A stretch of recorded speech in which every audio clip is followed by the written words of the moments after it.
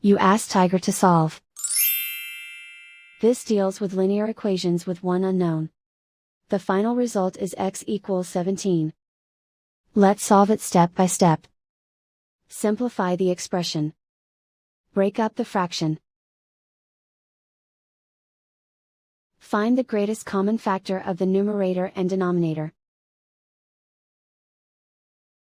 Factor out and cancel the greatest common factor. Group all constants on the right side of the equation. Add 4/3 to both sides.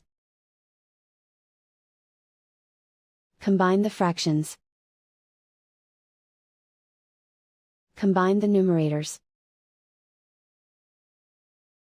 Reduce the zero numerator. Simplify the arithmetic. Find the lowest common denominator. Multiply the denominators. Multiply the numerators.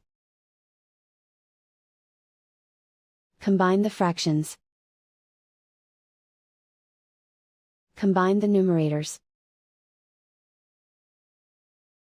Isolate the x. Multiply both sides by 9. Group like terms. Multiply the coefficients. Simplify the fraction.